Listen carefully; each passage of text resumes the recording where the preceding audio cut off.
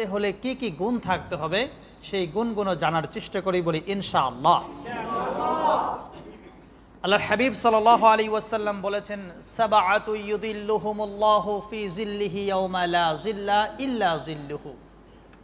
আমরা যে সূর্য বলি, এই সূর্য থেকে আলো আসতে পৃথিবীতে সময় লাগে মোর দ্যান 8 মিনিটস, যার প্রতি সেকেন্ডে আলোর শক্তি আমরা জানি হাজার হাজার মাইল। কত মাইল? আলোর প্রতি সেকেন্ডে আলো কত গতিতে যায়? 1,86,000 বর্গ মাইল। তার মানে সূর্য থেকে পৃথিবীতে আলো আসতে সময় লাগে মোর দ্যান 8 মিনিটস।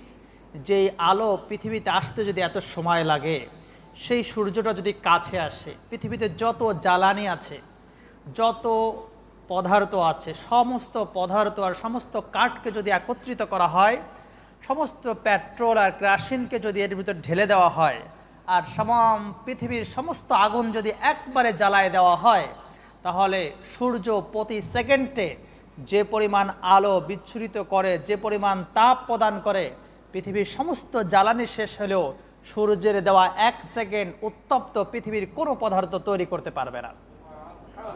সেই সূর্য কিয়ামতের দিন আল্লাহর হাবিব বলেছেন কামিকদারি মিলিন, 1 মাইল। হাদিসের ভিতরে 1 মাইলের ব্যাখ্যায় বলেছেন যে এখান থেকে যে আমরা দৌরত্ব মাপি এটাও 1 মাইল হতে পারে। আবার মিল শব্দের অর্থ হলো, আমরা যে সুরমা নেই না, চোখে যে সুরমা দানিকা থাকে না একটা, যেটা দিয়ে আমরা চোখে সুরমা নেই, এই সুরমার দানিকাকে আরবিতে বলা হয় মিল। তার মানে কিয়ামতের দিন মানুষের সূর্য এতটুকু পরিমাণ উপরে থাকবে, মানুষের জিহ্বাটা কুকুরের মতো ঝুলে যাবে, নিজের ঘামে নিজে সাঁতার কাটবে। সেই সময় যদি আল্লাহ ভালোবেসে তার আরশের নিচে যদি ছায়া দান করেন, কেমন লাগবে ভাই? কেমন লাগবে? আমাদের সেই আল্লাহর সেই ছায়ায় কি আমরা থাকতে চাই? তাহলে প্রথম বলেছেন সাবআতু ইউদিল্লুহুমুল্লাহু ফি জিল্লিহি ইয়াওমা লা জিল্লা ইল্লা জিল্লুহু। 1 নম্বরে তাদের মধ্যে সর্বপ্রথম যে স্থান লাভ করবে ইমামুন আদিলুন, ন্যায়পরায়ণ বাদশাহ, ন্যায়পরায়ণ শাসক, ন্যায়পরায়ণ মালিক, ন্যায়পরায়ণ কোম্পানির বস, ন্যায়পরায়ণ পরিবারের সদস্য। এখন আমরা যারা মনে করি যে শুধুমাত্র রাজা বাদশাহের মধ্যে পড়বেন, না, এর মধ্যে পড়তে পারি আমি, পড়তে পারি আপনি, পড়তে পারি আমরা সবাই। মালয়েশিয়াতে ধরুন অনেক মানুষের আন্ডারে অনেক সময় কাজ করে না, 10 জন 12 জন 15 জন সাব দিয়া থাকে, সাব নেয় কাজের, তাই না?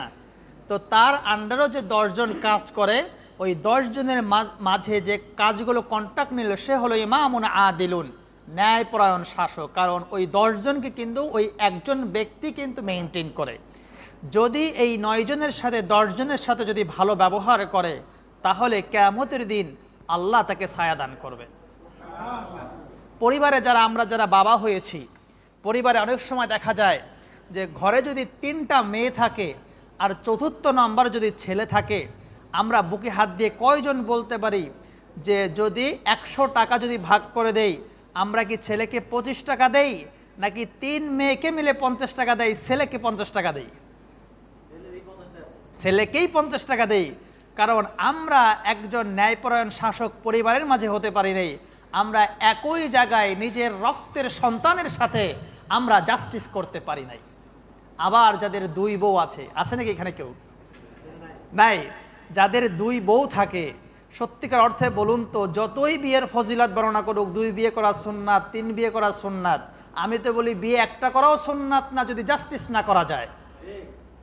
ওই 2 বউ যখন থাকে, প্রথম বউয়ের প্রতি যে ভালোবাসা, দ্বিতীয় বউয়ের প্রতি কি সেম ভালোবাসা থাকে? 100 ভাগ করলে কি 40 বা 60 এরকম হয়? তার মানে 90 আর 10 হয়। প্রথম বউয়ের ভাগে পড়ে মাত্র 10, আর দ্বিতীয় বউ নতুন বউয়ের ভাগে পড়ে 90। তার মানে 2টা বউ থাকলেও, 2টা ওয়াইফ থাকলেও তাদের মধ্যে তারা জাস্টিস করতে পারে না। ওই ব্যক্তিদের বিয়ের ফজিলত যতই বর্ণনা করুক, কিয়ামতের দিন আল্লাহর আরশের নিচে তারা ছায়া পাবে না। কথা ক্লিয়ার? 2 নম্বরে কারা আল্লাহর আরশের নিচে ছায়া পাবেন? ওয়াশাবুন নাশা ফি ইবাদাতিল্লাহ, যেই সকল যুবকেরা আমাদের জীবনের মাহেন্দ্রক্ষণ একবারে পারফেক্ট টাইমটা হলো যুবক বয়স। কোন বয়স? যুবক ভাইরা কোন বয়স? যুবকের সংজ্ঞা অনেক আছে, তবে একাডেমিকলি যুবক বলা হয় 18 বছর থেকে নিয়ে 40 বছর পর্যন্ত। তার মানে এখানে আমরা অনেকেই সেই হিসাবে যুবক। একজন মানুষের, একজন বৃদ্ধা মহিলার জন্য আমাদের বাংলাদেশে যদি তাকাই, রাস্তাঘাটে যখন চলি, রাস্তাঘাটে যখন আমরা দুইজন মেয়েকে দেখি, একজন হলো 80 বছরের মেয়ে তো বলা যায় না বৃদ্ধা, আর একজন দেখা যায় তার নাতি 16 বছর। কিন্তু বাংলাদেশের প্রেক্ষাপটে এই দুইজনের ভিতরে বেশি পর্দাশীল কাকে মনে হয়? বৃদ্ধাকে। তার মানে ওই বৃদ্ধা পর্দা করুক আর না করুক, দাদি আর নানির দিকে কেউ কি ভুলে তাকায়? কিন্তু তার সাথে যে নাতি আছে তার কিন্তু সবাই একটু মিটমিট করে তাকায়। তার মানে যুবক বয়সের ইবাদত আর বৃদ্ধ বয়সের ইবাদত আকাশ আর পাতাল পার্থক্য। চুরি করে কারা? ডাকাত যারা, যে সকল রাস্তাঘাটে যারা ডাকাত ধরা পড়ে, এরা কি 80 বছরের বৃদ্ধ? যুবক মানুষ। জিনা করে কারা? যুবক না বৃদ্ধ? কারা করে? মারামারি। এখানে কারো বাড়ি কি মানে ব্রাহ্মণবাড়ি আছে? এই যে ব্রাহ্মণবাড়ির যে ভিডিওতে আমরা মারামারি দেখি, বৃদ্ধ করে না যুবকরা করে? তার মানে পৃথিবীতে যত অপকর্ম আছে তারা 90% অপকর্ম ঘটিত হয় যুবকদের দ্বারা।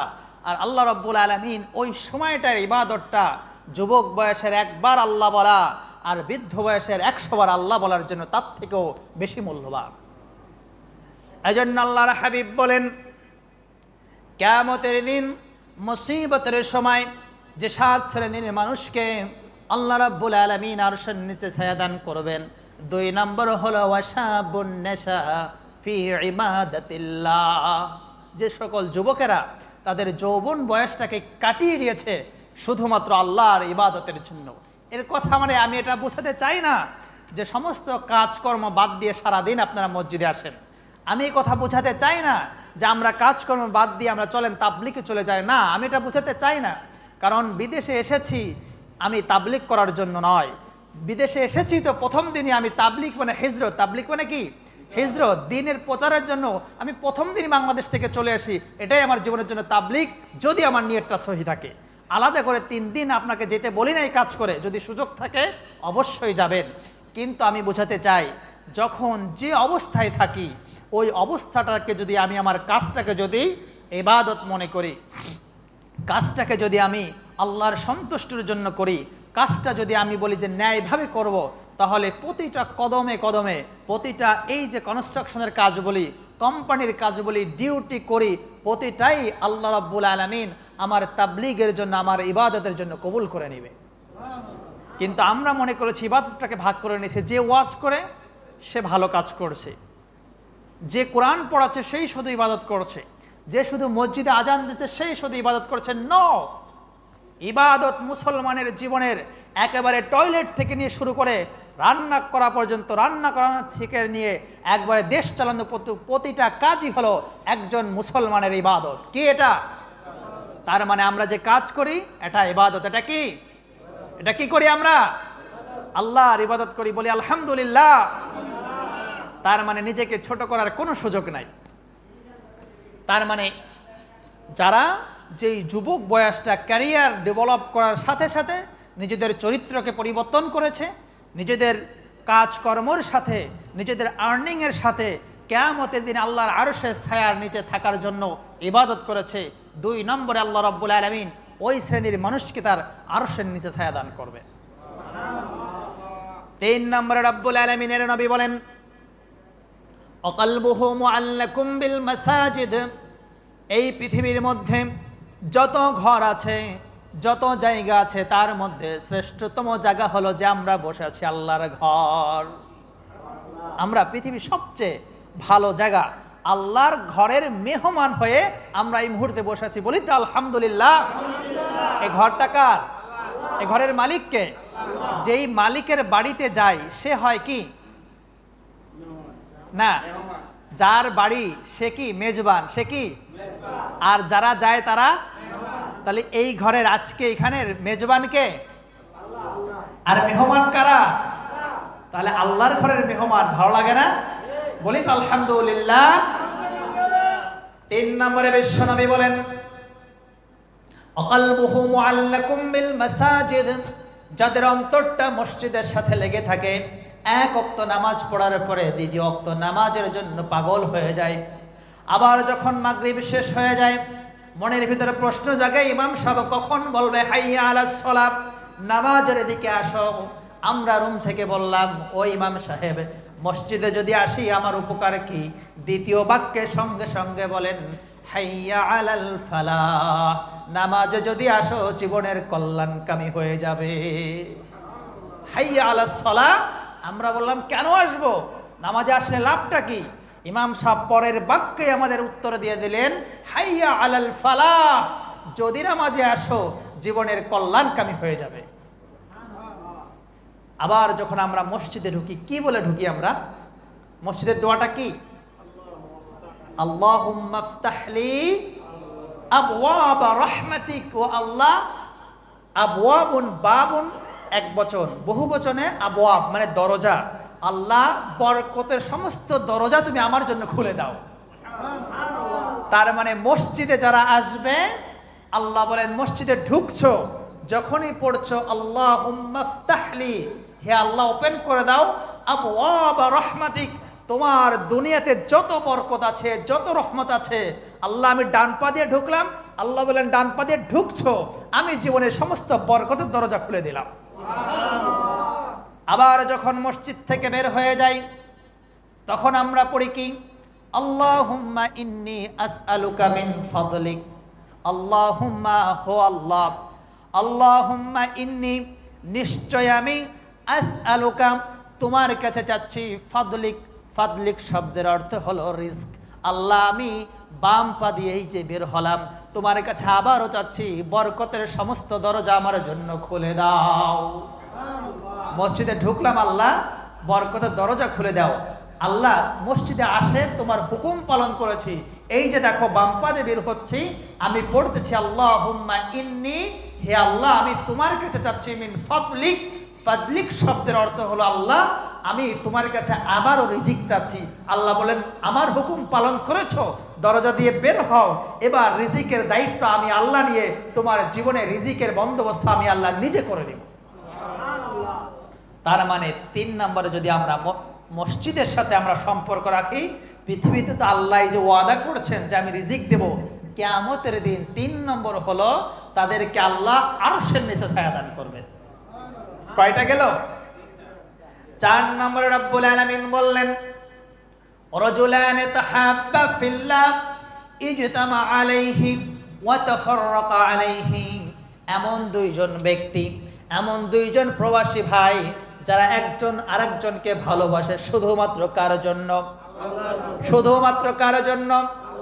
আবার যদি একজন থেকে আরেকজন আলাদা হতে হয় আমরা সে আলাদাটা হব কার জন্য? আবার বলুন কার জন্য? পৃথিবীর কোনো স্বার্থের জন্য নয়, কোনো অর্থের জন্য নয়, কোনো টাকার জন্য নয়, কোনো কোম্পানির মালিকের জন্য নয়। আমরা একজন কোম্পানির মালিককেও ভালোবাসবো শুধুমাত্র কার জন্য? যদি আমি আমার বসকে, যদি কোম্পানির মালিককে আল্লাহ রাব্বুল আলামিনের ভালোবাসা ছাড়া যদি শুধু নিজের চাকরির জন্য ভালোবাসি, রব্বুল আলামিন মুহূর্তের মধ্যেই আমার জীবন থেকে এমন বসকে আল্লাহ মাইনাস করে দিতে পারে কি পারে না? এমন কোম্পানিকে আল্লাহ ধুলার সাথে মিশাই দিতে পারে কি পারে না? তার মানে বান্দা যদি নিজের আল্লাহর চাইতে নিজের কোম্পানির মালিককে যদি বেশি ভালোবাসে ওই সময় রব্বুল আলামিন রাগ হয়ে যান। এজন্য পৃথিবীতে আমরা যখন কাউকে ভালোবাসবো শুধুমাত্র ভালোবাসবো আল্লাহর জন্য। আবার যদি আলাদা হয়ে যায় সেটাও হবে কার জন্য?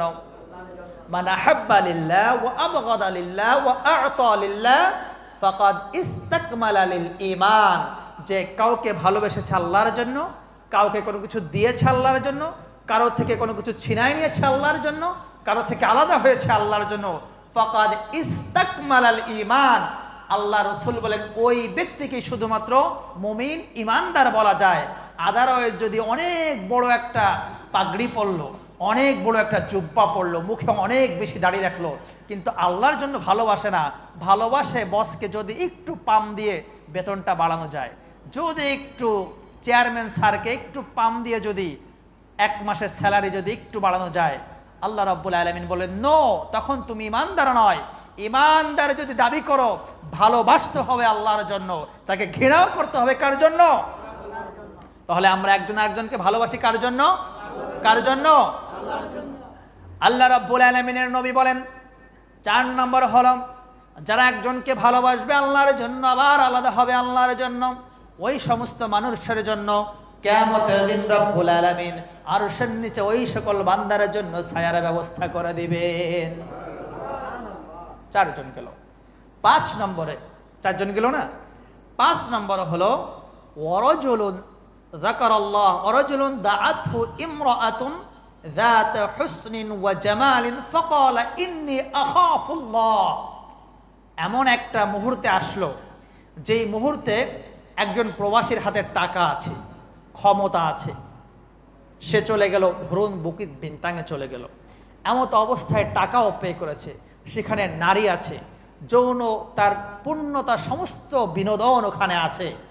এমত অবস্থায় টাকাও পে করেছে, রুমেও গিয়েছে, ঠিক ওই মুহূর্তে বলল ইন্নী আখাফুল্লাহ, ও আমার বোন, আমি তোমাকে টাকা দিলাম, 1 ঘন্টার জন্য তোমাকে কিনে নিলাম, এই মুহূর্তে আমি আল্লাহকে ভয় করি। এমন সুযোগ পাওয়ার পরে যদি ওই অবস্থা থেকে যদি টার্ন ব্যাক করে, আল্লাহ রাব্বুল আলামিন বলেন ওই সকল বান্দার জন্য কিয়ামতের দিন আমি আরশের নিচে ছায়া দান করে দেব। সুবহানাল্লাহ। যত সহজে বললাম, কাজটা কিন্তু আসলে সহজ না। পকেটের টাকা দিয়ে নারীকে পে করার পরেও ওই মুহূর্তে ফিরে আসে এত কি সহজ? ওই মুহূর্তে যদি কেউ ফিরে আসে, আল্লাহ রাব্বুল আলামিন তার সাথে ওয়াদা করেছেন কিয়ামতের দিন তাকে আরশের নিচে ছায়া দান করবেন। প্রিয় ভাইরা, ইসলামে যত অপরাধ আছে আল্লাহ বলেছেন এটা করো না, সেটা করো না, কিন্তু মাত্র একমাত্র শুধুমাত্র একটা গুনাহ যার ব্যাপারে বলছেন লা তাকরাবুজ জিনা, তোমরা তো করবা না, করতে যত উপাদান আছে কাছেও যাবা না। যেমন এক্সাম্পল যদি বলি, একটা মেয়ের সাথে জিনা করা তো একবারে ফাইনাল স্টেজ, কিন্তু এর আগে ফেসবুকে ফ্রেন্ড রিকোয়েস্টও পাঠাবে না, হাইও বলবা না, হ্যালো বলবা না, শুনবাও না বাড়ি কোথায়। যখনই মনে হচ্ছে যে নামটা ফিমেল, যখনই মনে হচ্ছে আননোন, আল্লাহ রাব্বুল আলামিন এর নবী বলেন লা তাকরাবুজ জিনা, এটাই জিনা, খবরদার ফ্রেন্ড রিকোয়েস্ট অ্যাকসেপ্ট করবা না। কি করা যাবে না? কারণ হলো মানুষ কচু পাতা কাটতে কাটতে একসময় মানুষের কল্লা কেটে ফেলে, একসময় হাই হ্যালো বলতে বলতে একটা সময় জিনায় তারা পরিণত হয়ে যায়। সত্যিকার অর্থে কি ভালোবাসার এখন আছে পৃথিবীতে? এখন গার্লফ্রেন্ড আর বয়ফ্রেন্ডের মিনিং হলো একটা সময় ফাইনাল স্টেজে যে ডেট করবে। সত্যিকার অর্থে যদি কোনো একজন বয়ফ্রেন্ড আর গার্লফ্রেন্ডকে যদি ধরে নিয়ে আসে বলা হয় তুমি সত্যিকার অর্থ বলো তাকে তুমি বিয়ে করবে কিনা, 100% সে 90 ডিগ্রি অন্যদিকে চলে যাবে, বলছে না এটা তো জাস্ট ফ্রেন্ড বা জাস্ট গার্লফ্রেন্ড, এ তো বিয়ে করবে না। পৃথিবীতে যত বড় খারাপ মানুষ হোক, সেও চাইবে যে একজন নেককারে নিয়ে একজন মেয়েকে বিয়ে করতে। আর পৃথিবীতে যত বড়ই প্রস্টিটিউট হোক না কেন, সেও মন থেকে চায় যে একজন ভালো মানুষকে আমি বিয়ে করব। কারণ ওই ছেলেটা জানে যে এই মেয়েটার চরিত্র কত খারাপ, আর ওই ছেলেটাও জানে যে এই ছেলেটার চরিত্র কত ভালো আর কত খারাপ। তার মানে ওরা জেনে শুনে, পৃথিবীতে কোনো পাগলও একজন জিনাকারী মেয়েকে বিয়ে করবে না, পৃথিবীতে কোনো একটা পাগল মেয়েও জেনে শুনে একটা জিনাকার ছেলেকে বিয়ে করবে না। তার মানে দুজনের কনসেপ্ট টোটালি ক্লিয়ার, এরা কোনোদিন কাউকে বিয়ে করবে না, শুধুমাত্র কেবলমাত্র ওদের ফ্রেন্ড হয় তাদের শারীরিক সম্পর্ক করার জন্য, আদারওয়াইজ কোনো পারপাস নাই। ঠিক কিনা? তার মানে আল্লাহ রাব্বুল আলামিনের নবী বলছেন যে আল্লাহ বলছেন যে জিনার কাছেও যাবে না। আর রাসূল করিম সাল্লাল্লাহু আলাইহি ওয়াসাল্লাম বলেন তোমাকে যখন ডাকলো, ডাকার পরে সুযোগ পাওয়ার পরে যখন বললে ইন্নী আখাফুল্লাহ, আমি আল্লাহকে ভয় করেছি, এমত অবস্থায় যদি ফিরে আসো, আমি আল্লাহ রাব্বুল আলামিন কিয়ামতের দিন ওই কঠিন বিপদের সময় আমি তোমাকে আমার আরশের নিচে ছায়া দান করব। এরপরে 7 নম্বর হলাম, 6 নম্বর হলাম রাজুলুন তাসাদদাকা বিসাদাকাতিন ফাআখফাহা লা তা'লামু শিমালু ওয়া মা তুনফিকু ইয়ামিনু। এমন যে ব্যক্তি দান করে শুধুমাত্র আল্লাহর জন্য, ডান হাত যখন দান করে বাম হাত জানবে না, আবার বাম হাত যখন দান করবে ডান হাত জানবে না। এটা একটা রূপক অর্থ। ডান হাত দান করলে তো এমনিতে বাম হাত দেখে। এটার মানে হলো যে দান যখন করা হয়, দেখেন না মাঝে মাঝে ফেসবুকে ছোট্ট একটা 20 টাকার কম্বল দিচ্ছে, পাশে 20 জন লোক জমা হয়েছে, বোঝাই যায় না কে কাকে দিচ্ছে। বোঝা যায়? মানে 20 জন লোক দাঁড়ায় আছে একটা কম্বল দেওয়ার জন্য। যদি সত্যিকার অর্থে কম্বল দেওয়ার ইচ্ছা থাকে 20 জন কেন পিছনে দাঁড়াতে হবে? সত্যিকার অর্থেই যদি একজন মানুষকে 1 কেজি চাল দেওয়ার ইচ্ছা থাকে, কেন 1 কেজি চাল দিয়ে ফেসবুকে 10,000 ফলোয়ারের সামনে ফলো করতে হবে? তার মানে ওই লোকটাকে তো আমি দান করছি না, ওই লোকটাকে আমি যেন আরো ছোট করছি, তাই নয় কি? দানের যে ইচ্ছা, দানের যে পারপাস, এটা যদি সত্যিকার অর্থেই হতো, আমরা কোনোদিনও দান করে ফেসবুকে ঢালাওভাবে প্রচার করতাম না। আবার যাকে দান করা হয়, হয়তোবা সাময়িক সময়ের জন্য ওই লোকটার প্রয়োজন, 1 বছর পরে 2 বছর পরে এই লোকটার আর এই প্রয়োজন থাকবে না। হয়তোবা প্রবাসে এসেছে, আসার পরে এমন অবস্থায় হয়েছে পাসপোর্টের জন্য 5,000 রিঙ্গিত দিয়েছে, কিন্তু হঠাৎ করে এই 5,000 রিঙ্গিত মার দিয়ে দিয়েছে ওই বাটপার লোকটা। ওই সময়টার জন্য লোকটা একেবারে অসহায়। ওইটা সময় যদি আমি 10টা রিঙ্গিত দিয়ে যদি আমি তাকে একটা সেলফি তুলে যদি পুরো মালয়েশিয়ার প্রবাসী ভাইদের সামনে যদি প্রচার করি, আল্লাহ হয়তো বা রহম করলে আগামী 2 বছর পরে সে একটা কোম্পানির মালিক হয়ে যাবে। আর যদি সে কোম্পানির মালিক হয়ে যায়, আর আপনার 10 টাকা 10 রিঙ্গিতের ওই ছবিটা যদি সারা জীবন ফেসবুকে থাকে, ওই লোকটার কোনো ব্যক্তিত্ব থাকলো? আপনারা বুঝেন নাই, থাকলো? তার মানে আমরা যদি সত্যিকার অর্থে দান করতে চাই, ডান হাত দান করলে বাম হাত জানবে না। তার মানে দান করে শো অফ করা যাবে, কারণ প্রকাশ্যে দান করার থেকে গোপনে দান করা অনেক বেশি উত্তম। তবে তবে এমন অবস্থায়, এমন পরিবেশে যদি আমরা দান করি, যেইখানে দান করলে মনে হয় যে আমার দেওয়া দেখে অন্য আরো 5 জন ইন্সপায়ার্ড হবে, আমার দেখা দেখে যদি হয়তো ভালো কাজে আরো অনেকেই এগিয়ে আসবে। বা একজন মানুষ অসুস্থ, তাকে ছবি না দিয়ে আমি বললাম যে এই ভাইয়ের কিডনিতে সমস্যা, তার অপারেশনের জন্য আমি 1,000 রিঙ্গিত দান করব, কোনো ছবি না, সাথে সাথে আরেকজন দাঁড়িয়েও বলতে পারে ভাই আমি তাহলে 500 রিঙ্গিত দেবো। এমন পরিবেশ যদি হয়ে যায়, তখন আমরা প্রকাশ্যে দান করব, সেটা কোনো সমস্যা নয়। কিন্তু দানের উদ্দেশ্যই হবে একমাত্র কার সন্তুষ্টির জন্য? কার জন্য? কারণ আমরা যখন আল্লাহর জন্য দান করব, আল্লাহ তখন আমার জন্য দান করবেন। আমি বারবার এই কথা বলি, আল্লাহ যদি সত্যিকার অর্থে আমাদের দেওয়া শুরু করেন, আমাদের 2-4 পকেটে নিয়ে আমরা শেষ করতে পারবো। তার মানে আমাদের দানটা হবে কার জন্য? এজন্য আল্লাহর হাবিব বলেন, ডান হাত দান করেছে বাম হাত জানবে না। আবার যখন বাম হাত দান করবে, ডান হাত যদি না জানে, কিয়ামতের দিন রব্বুল আলামিন এমন দানবীরদের জন্য আরশের নিচে আল্লাহ ছায়াদের ব্যবস্থা করে দিবেন। আল্লাহ কিন্তু বলে নাই 1 লক্ষ রিঙ্গিত দান করলে আমি ছায়া দিব। আল্লাহ কিন্তু বলে নাই 20 রিঙ্গিত দান করলে দান করব। আল্লাহ বলছেন দানবীর যদি 1 রিঙ্গিত হয়, আর সেটা যদি আল্লাহর সন্তুষ্টির জন্য হয়, আল্লাহ রব্বুল আলামিন কিয়ামতের দিন আরশের নিচে ছায়া দান করবেন। সুবহানাল্লাহ। 7 নম্বরে, ওয়ারাজুলুন যাকারাল্লাহ খালিয়ান ফাফাদাত আইনা, এমন ব্যক্তি জায়নামাজে যখন বসে গেছে, সমস্ত পৃথিবীর মানুষ যখন ঘুমায় পড়েছে, ওয়া যাকারাল্লাহ খালিয়ান ফাফাদাত আইনা, জায়নামাজে বসে বলছে রব্বুল আলামিন আমি অধম তুমি উত্তম, আমি গুনাহগার তুমি ক্ষমাশীল, রব্বুল আলামিন আমি নাদান, আমার জীবনটা গুনায় শেষ করে দিয়েছি। আল্লাহ, প্রবাস জীবনে আসার পরে যত গুনাহ শুধু মোবাইলে করেছি, আয় আল্লাহ তাআলা যদি শুধু মোবাইলের গুনাহ যদি তুমি হিসাব নাও, কিয়ামতের দিন আমি হিসাব দিতে পারবো না। আয় আল্লাহ তাআলা, যখন আমার যৌবন ছিল, যখন আমার শক্তি ছিল, যখন আমার সামর্থ্য ছিল, না বুঝে কোরআনের দাওয়াত না পেয়ে আল্লাহ গুনাহ করে জীবনটাকে শেষ করে দিয়েছি। এখন যদি আমার হিসাব নাও, আমি যতই ভালো কাজ করি, আমার জীবনে যত পাপ করেছি, এত ভালো কাজ আর আমি করতে পারবো না। আয় আল্লাহ তাআলা, পৃথিবীর কোনো মানুষ দেখে নাই আমি যখন অন্যায় করেছিলাম, একমাত্র আমি ছিলাম আর আমার মোবাইলটা ছিল। আয় আল্লাহ তাআলা, না বুঝে শয়তানের ওয়াসওয়াসায় পড়ে প্রবাস জীবনে 10 বছরে থেকেছি, 20 বছরে থেকেছি, ফ্যামিলি ছিল না, ওয়াইফ ছিল না, কোনো মানুষ আমার কাছে ছিল না, যৌবনের তাড়নায় পড়ে আমি পর্নোগ্রাফি দেখেছি। আয় আল্লাহ তাআলা, আমি আমার নিজের উপরে জুলুম করেছি, এমন সমস্ত গুনাহ করেছি, যদি আমার হিসাব নাও আল্লাহ, এই মুহূর্তে করে যদি মরে যায়, আমার আর কোনো মাফ হবে না। রব্বুল আলামিন বলেন এমন অবস্থায় যদি বান্দা যদি চোখের পানি যদি ছেড়ে দেয়, ফাফাদাত আইনা, চোখের পানি পড়ার সাথে সাথে আল্লাহ আরশ আজিম থেকে ডাক দিয়ে বলেন, লা তাকনাতু মির রাহমাতিল্লাহ, ইন্নাল্লাহা ইয়াগফিরুয যুনুবা জামিআ, ইন্নাহু হুয়াল গফুরুর রহিম। ও আমার বান্দা, গুনাহ করেছো, অপরাধ করেছো, লা তাকনাতু মির রাহমাতিল্লাহ। ও আমার প্রিয় বান্দা, গুনাহ করেছো, তখন তুমি বুঝতে না, এখন তুমি বুঝতে পেরেছ, তওবা করেছো, জায়নামাজের বসে চোখের পানি ছেড়ে দিয়েছো।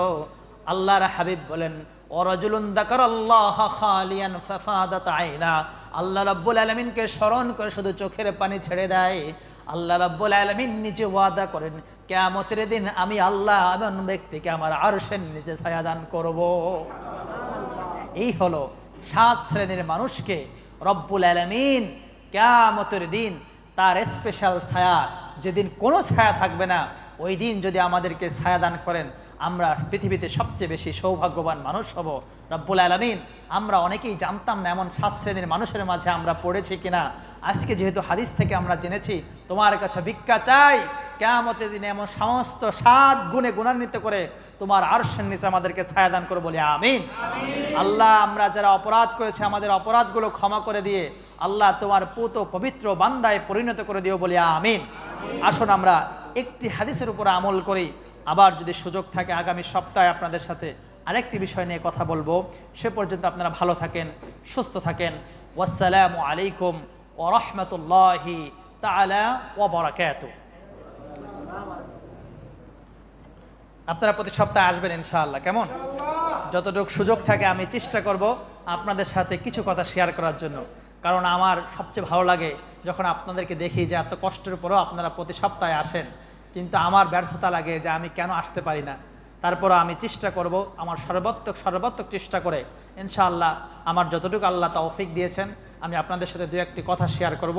আপনারা এই কথাগুলো আপনাদের পরিবারের সাথে, সন্তানের সাথে, বন্ধুদের সাথে শেয়ার করার চেষ্টা করবেন। আল্লাহ রাব্বুল আলামিন আমাদের সকলেরই যাতে করে আমরা এই দিনের দাওয়াতে সবাই যেন অংশগ্রহণ করতে পারি। এমন নয় যে আমি শুধু অংশগ্রহণ করছি, আমার থেকে আপনারা বেশি অবদান রাখছেন, যেহেতু আপনাদের মূল্যবান সময় আপনারা খরচ করে এখানে আসেন, কেউ বা গ্রাফ ভাড়া দিয়ে আসেন, কেউ বা টাকা খরচ করে আসেন। আমাদের প্রোগ্রাম থেকে আপনাদের টাকা দিতে পারি না, তবু আল্লাহর কাছে দোয়া করি আল্লাহ রাব্বুল আলামিন যেন আপনাদের এমন অর্থের ব্যবস্থা করে দেয় যাতে করে আপনারা মানুষদেরকে কোরআনের দাওয়াতে আসার জন্য পকেট থেকে টাকা দেওয়ার ব্যবস্থা করে দেয় আল্লাহ। বলে ইনশাআল্লাহ। পারেন না আল্লাহ? পারেন না? এমন কনফিডেন্স আছে আল্লাহর উপরে? ইনশাআল্লাহ আল্লাহ যেন কবুল করেন। এ পর্যায়ে আমি আজকের প্রোগ্রামের মধ্যমণি, যিনি প্রধান আলোচক, আমি সম্মানিত শায়েখকে তার মূল্যবান বক্তব্য নিয়ে আসার জন্য সবিনয় অনুরোধ করছি। ফালিয়াতাফাদ্দাল মাশকুরা। লিল্লাহি তাকবীর, লিল্লাহি তাকবীর। প্রধান অতিথির আগমন, শুভেচ্ছার স্বাগতম। লিল্লাহি তাকবীর। আল কোরআনের আলো ঘরে ঘরে জ্বলো। লিল্লাহি তাকবীর। প্রধান অতিথির আগমন।